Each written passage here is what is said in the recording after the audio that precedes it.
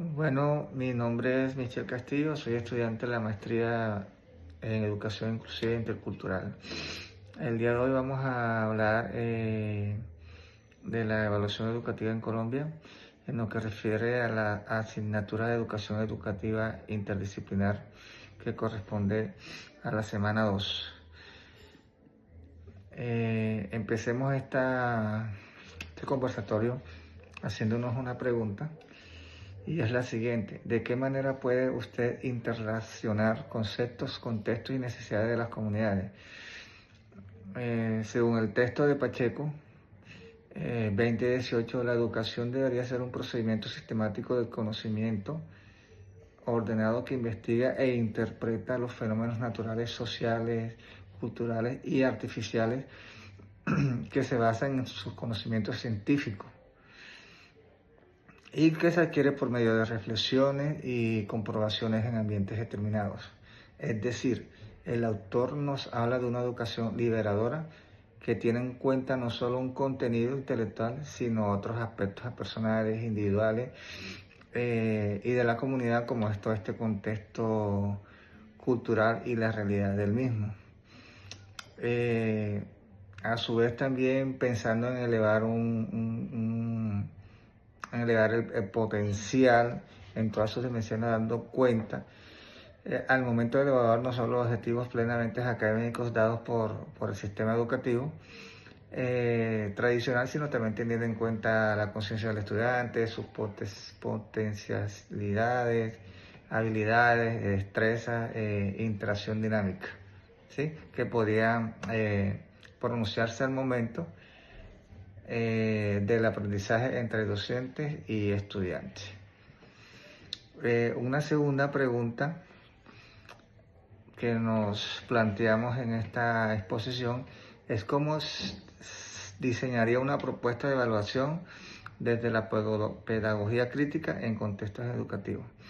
Bueno, aquí entramos, miramos cómo la educación liberadora lo indica en el texto de Pacheco 2018 y desde mi experiencia personal como antropólogo en trabajo con comunidades indígenas, con comunidades afro, ¿sí? Que he realizado desde aproximadamente 15 o más años. Una propuesta de evaluación debería tener en cuenta un componente principal: las potencialidades del estudiante. El docente debe ser visto como aquel sujeto capaz de cambiar la visión fatalista del perdedor, y así debería pensarse la evaluación. De quien no puede pensar en su lugar, existe la necesidad de comprender y tener en cuenta aspectos importantes en el proceso de aprendizaje y evaluativo, como son el entorno, el componente social, afectivo y las capacidades individuales e intelectuales de cada sujeto. También debemos tener en cuenta el contexto cultural y las necesidades de la comunidad. En el caso de las comunidades indígenas, explícitamente un componente de alto valor sería entender las diferentes realidades que se tejen en torno a todas estas necesidades de la cotidianidad, la conservación cultural, de la lengua, las costumbres, en fin. Todo este adoctrinamiento que marca las nuevas generaciones con sus raíces ancestrales. Ahora bien, pasamos a otros subtítulos que nos habla acerca de las tensiones y tendencias de la evaluación educativa en Colombia. Bueno, acá pues básicamente, como lo muestra una diapositiva, tradicionalmente el rendimiento académico se ha medido por las puntuaciones obtenidas de los estudiantes, es decir, han tenido un valor cuantitativo, ¿sí? En las asignaturas principales, es decir, se mide el aprendizaje pensando plenamente en los objetivos del contenido, en el crecimiento industrial, ¿sí? Y esta tendencia lo que ha hecho es clasificar a los estudiantes, estigmatiza su intelecto y no permite percibir ni vislumbrar las potencialidades del estudiante, porque el estudiante está pensando en lo que mencioné antes, en un tema cuantitativo. El segundo subtítulo que tenemos es tensiones y tendencias de la evaluación educativa en Colombia.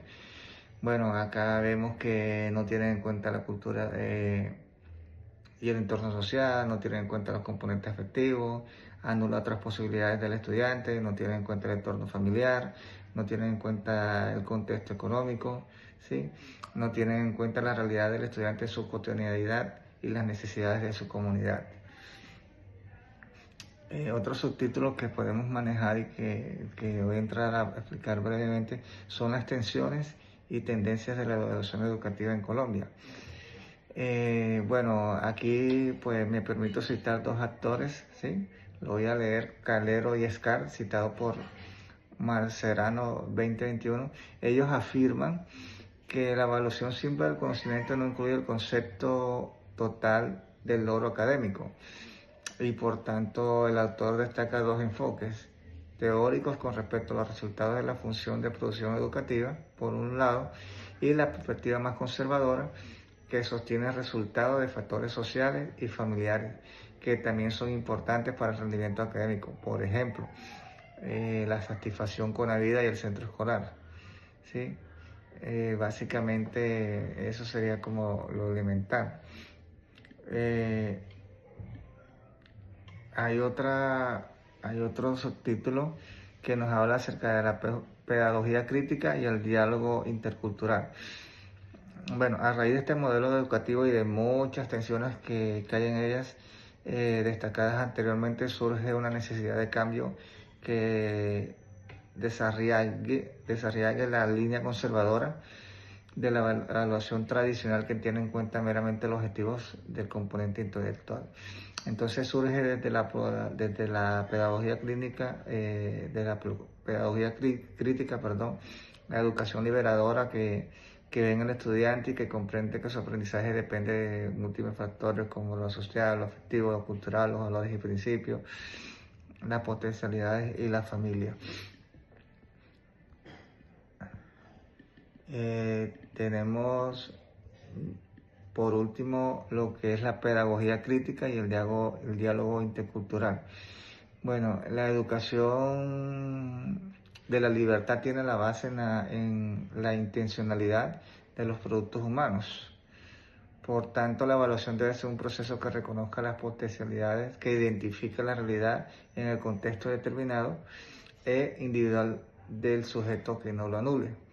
Se debe educar y evaluar teniendo en cuenta la realidad social, cultural y las necesidades del entorno del sujeto, como habíamos mencionado anteriormente. Según el texto leído y donde el autor Pacheco en el 2018 nos menciona la conciencia pedagógica del docente en formación de llegar a una estrategia pedagógica en la medida que se presente la posibilidad de retomar el sentir, el pensar y el actuar al estudiantado en formación.